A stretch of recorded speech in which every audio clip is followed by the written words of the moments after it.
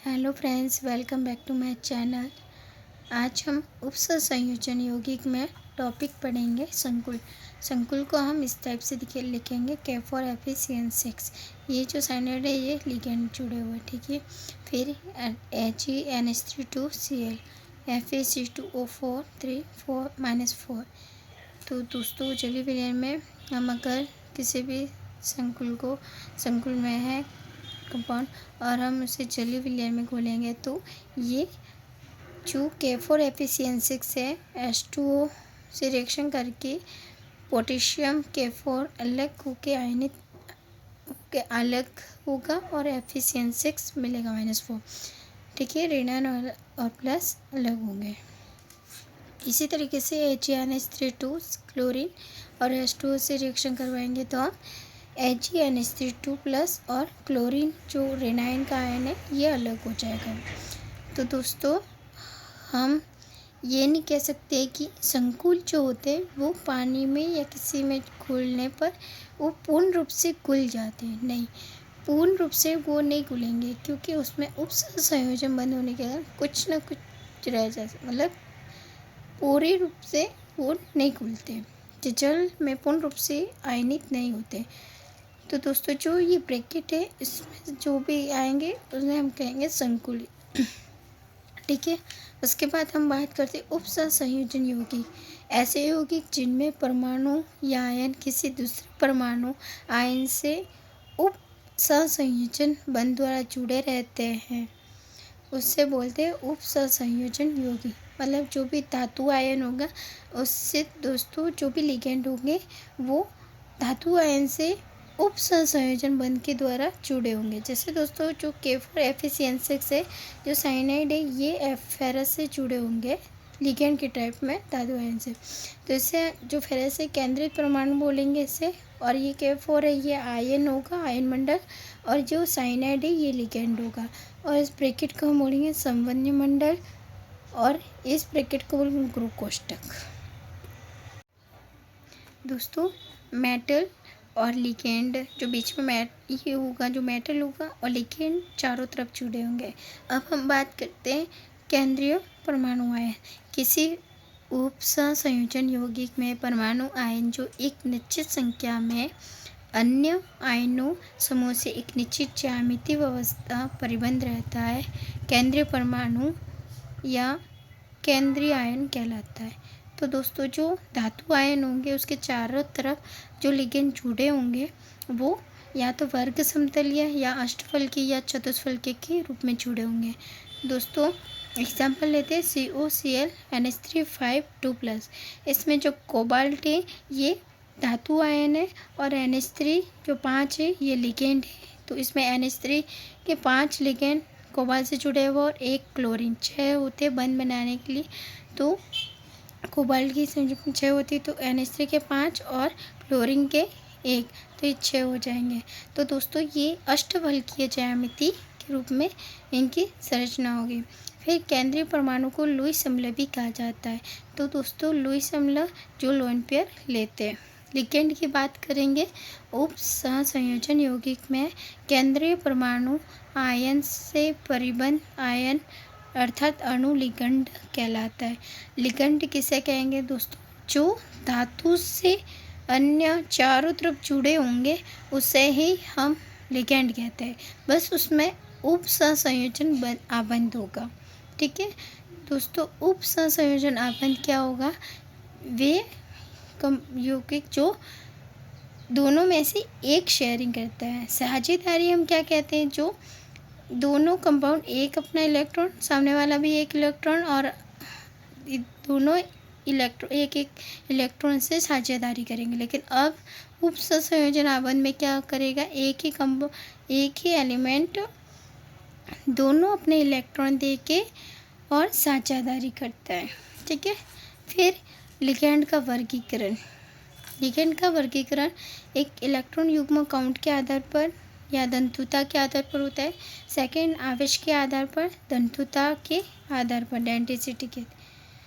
हम फर्स्ट की बात करते हैं धनत्वता के आधार पर। किसी भी लिगेंड में कितनी डोनर साइट उपस्थित थे ये देखते हैं हमेशा कितने इलेक्ट्रॉन युग्म बंध बनाने में काम आ सकते हैं।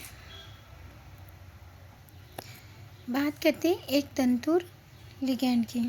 तो एक तंतु लिगैंड की एक लिगैंड धातु आयन से एक परमाणु द्वारा परिबद्ध होता है। तो जो दोस्तों जो क्लोरीन है इसमें एक ही लिगैंड एक ही साइड से जुड़ा होगा धातु आयन से। NH3 है ये भी एक ही साइड से नाइट्रोजन की साइड से ही धातु आयन से जुड़ेगा, ठीक है। और इसकी भी H2O की में भी एक ही साइड होती है, ब्रोमीन में भी एक ही साइड होती है, साइनाइड में भी एक ही साइड होती है और आइसोसाइनाइड की भी एक ही साइड से जुड़ेगा, ठीक है। द्वितंतु लिगैंड बाइडेंटेड लिगैंड की बात करते हैं। जब लिगैंड दो दाता परमाणुओं द्वारा परिबद्ध होता है तो द्वितंतु लिगैंड कहते हैं। तो दोस्तों एथेन 1,2 डाईएमीन जो एग्जाम्पल है इसके हम बात करें तो CH2 और दोनों कार्बन पे NH2 जुड़ा होंगे। तो इसमें दोस्तों ये भी नाइट्रोजन अपने इलेक्ट्रॉन लोन पेयर देगा और ये भी इलेक्ट्रॉन लोन पेयर शेयरिंग करेगा, ठीक है। तो इसमें कितनी डोनर साइट है? 2 है। फिर हम ऑक्सलेट की बात करेंगे तो दोस्तों इसमें भी 2 है, ठीक है। फिर एसिटाइल एसीटोन हेट्रो की बात करेंगे तो इसमें भी 2 डोनर साइट है। बाइपेरिडाइल की बात करेंगे तो इसमें भी 2 डोनर साइट है। ग्लाइसोनेटो में भी 2 डोनर साइट मिलेगी हमें, ये और ये, ठीक है। त्रितंतु या ट्राइडेंटेड की बात करते हैं जिसमें 3 डोनर साइट होती हैं। हम डाईइथाइल ट्राईएमीन की बात करते हैं, एग्जांपल लेते हैं इसमें। तो इसमें NH2 इधर भी डोनर साइट है, ये भी शेयर करेगा, ये भी शेयर करेगा। तो CH2 NH कितने एमीन है? 3 है। तो इसमें 3 डोनर साइट होंगे। फिर षटतंतु या हेक्साडेंटेड की बात करेंगे तो इसमें 6 डोनर साइट होंगे। तो इसमें एग्जांपल होगा EDTA डाईइथाइलिन डाईएमीन टेट्रा एसीटोन। तो इसमें CH2 फिर नाइट्रोजन और इसमें CH2 CO एसीटेट। तो इसमें जो ऑक्सीजन इसमें ये 4 तो ऑक्सीजन शेयर करेंगे और यहाँ पे जो नाइट्रोजन है ये शेयर करेंगे। तो टोटल हुए 6।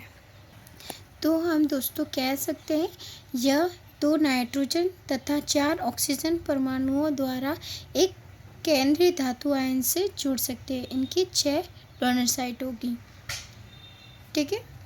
हमने इसी तरीके से समझाने के लिए इसको इस टाइप से भी लिख दिया है। अब बात करते हैं उभयतंतु लिगैंड की। उभयतंतु लिगैंड वे लिगैंड जिसमें 2 दाता परमाणु हो तथा उपसंयोजन आबंध बनाने में एक ही समय में एक ही परमाणु दाता भाग लेता हो। जैसे दोस्तों एग्जांपल लेते हैं थायोसाइनाइड या नाइट्राइट या इसकी NO के।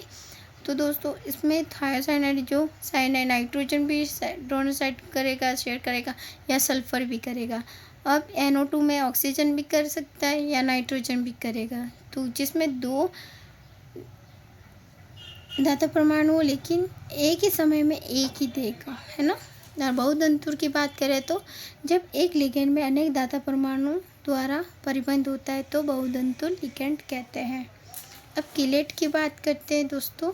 चिलेट जब एक द्वितंतुर अथवा बहुतंतुर लिगैंड अपने 2 या 2 अधिक दाता परमाणुओं का प्रयोग एक ही धातु आयन आबंधन के लिए करता है तो यह किलेट लिगैंड कहलाता है। किलेट का मतलब हम दोस्तों आसान तरीके से हम समझ सकते हैं। जैसे द्वितंतुर या बहुतंतुर डोनर साइट मतलब द्वितंतुर 2 हो या अधिक। तो दोस्तों इसमें नाइट्रोजन की डोनर साइट है, इधर भी नाइट्रोजन की डोनर साइट है। 1 या 2 डोनर साइट होने के बावजूद ये वो धातु जो एक ही मेटल से जाके या धातु आयन से जाके जुड़ा होगा और 2-3 डोनर साइट होगी तो हम उसको बोलेंगे किलेट या चिलेट, ठीक है। किलेट बोलेंगे उसको क्योंकि वो एक ही धातु आयन से जुड़े हैं और उनकी डोनर साइट अलग अलग 2 या 3 है, ठीक है, लेकिन एक ही धातु आयन जुड़ने के कारण हम उसको बोलते हैं किलेट। इसमें 5 मेंबरिंग रिंग बनेगी।